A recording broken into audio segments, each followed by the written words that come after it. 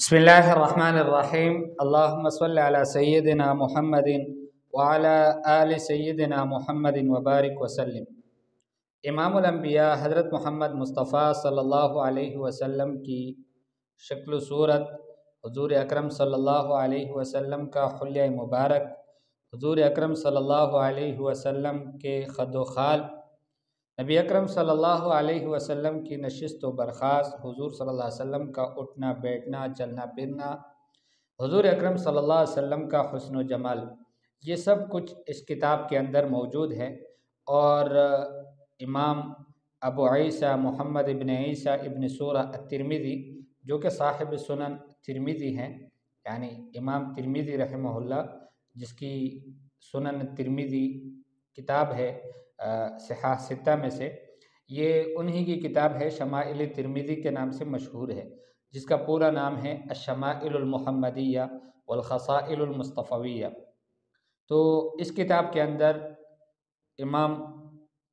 ترمذی رحمہ اللہ نے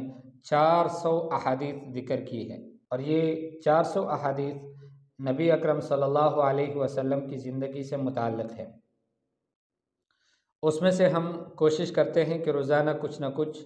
اپنے پیارے نبی حضرت محمد مصطفیٰ صلی اللہ علیہ وسلم کے بارے میں ہم پڑھیں کہ حضور اکرم صلی اللہ علیہ وسلم کا حلیہ مبارک کیسے تھا، حضور اکرم صلی اللہ علیہ وسلم کی عادات شریفہ کیا تھی، حضور اکرم صلی اللہ علیہ وسلم کا حسن و جمال کیسا تھا۔ تو اس میں یہ جو پہلا باب ہے، باب ما جاء فی خلق رسول اللہ صلی اللہ علیہ وسلم، یہ باب ہے رسول اللہ صلی اللہ علیہ وسلم کے حلیہ مبارک کے بیان کے بارے میں، اور اس باب میں 15 حدیثیں ذکر کی گئی ہے، وفیہ 15 حدیثا، اور اس میں 15 حدیثیں ہیں۔ الحمدللہ وسلام علی عبادہ الذین اصطفى، قال الشیخ الحافظ ابو عیسیٰ محمد بن عیسیٰ ابن سورہ الترمذی رحمہ اللہ تعالی، قال اخبرنا ابو رجاء قتيبة بن سعيد عن مالك بن انس عن ربيعة بن ابي عبد الرحمن عن انس بن مالك رضي الله عنه انه سمعه يقول كان رسول الله صلى الله عليه وسلم ليس بالطويل البائن ولا بالقصير ولا بالابيض الامهق ولا بالآدم ولا بالجعد القطط ولا بالسبط، بعثه الله تعالى على رأس 40 سنة، فأقام بمكة 10 سنين وبالمدينة 10 سنين، فتوفاه الله تعالى على رأس 60 سنة، وليس في رأسه ولحيته 20 شعرة بيضاء۔ حضرت انس رضی اللہ تعالیٰ عنہ فرماتے ہیں کہ رسول اللہ صلی اللہ علیہ وسلم نہ تو بہت لمبے قد کے تھے، ولا بالقصیر، اور نہ بہت چھوٹے قد کے، حضور اکرم صلی اللہ علیہ وسلم درمیانہ قد کے تھے۔ گویا قد کے اعتبار سے حضور صلی اللہ علیہ وسلم نہ تو بہت زیادہ لمبے قد کے تھے کہ بہت لمبا ہو، اور نہ بہت چھوٹے قد کے تھے۔ آگے تفصیل آئے گی کہ حضور اکرم صلی اللہ علیہ وسلم جب صحابہ میں کھڑے ہوتے تھے تو لمبے معلوم ہوتے تھے، اور یہ لمبا ہونا قد کے اعتبار سے نہیں تھا بلکہ معجزاتی طور پر تھا۔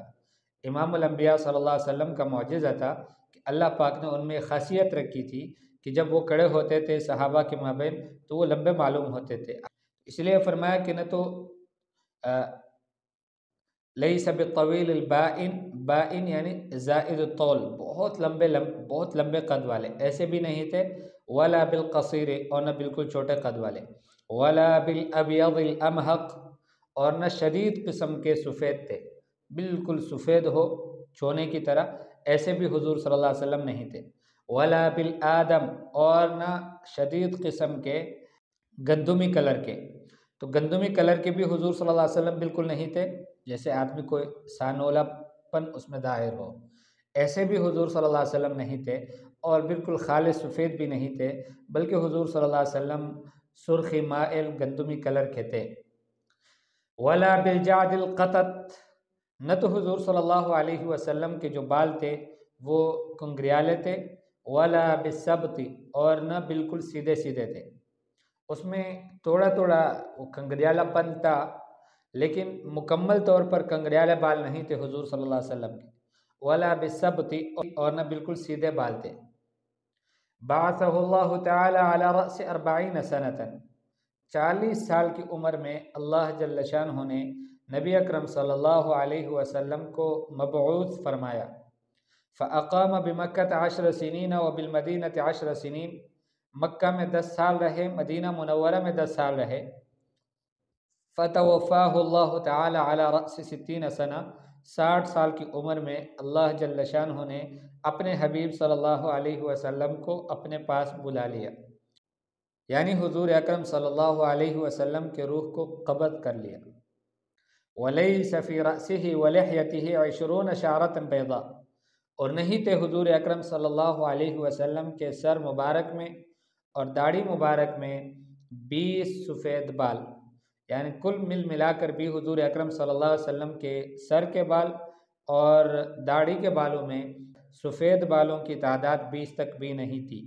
حضرت انس رضی اللہ تعالیٰ عنہ کی اس روایت سے معلوم ہوتا ہے کہ امام الانبیاء حضرت محمد صلی اللہ علیہ وسلم کی بعثت ہوئی، اس کو نبوت ملی 40 سال کی عمر میں، اور اس کے بعد پھر مکہ مکرمہ میں وہ 10 سال رہے، مدینہ منورہ میں 10 سال رہے، اور 60 سال کی عمر میں وہ فوت ہوئے۔ حالانکہ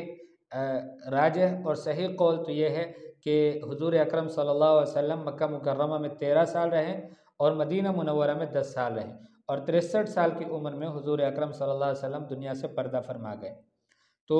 عربوں میں چونکہ ایک عادت تھی، اور وہ یہ ہے کہ جب عادت کو ذکر کرتے تھے تو اس میں کثر کو ذکر نہیں کرتے تھے۔ فرض کریں 10 ذکر کیا، اب 10 کے بعد جو 11 12 13 ہے وہ اس کو ذکر نہیں کرتے تھے۔ یہ جو 2-3 چھوٹے چھوٹے اعداد ہیں اس کو وہ اگنور کرتے تھے، اس کو ذکر نہیں کرتے تھے۔ اسی لیے فرمایا کہ حضور اکرم صلی اللہ علیہ وسلم 10 سال مکہ میں رہے،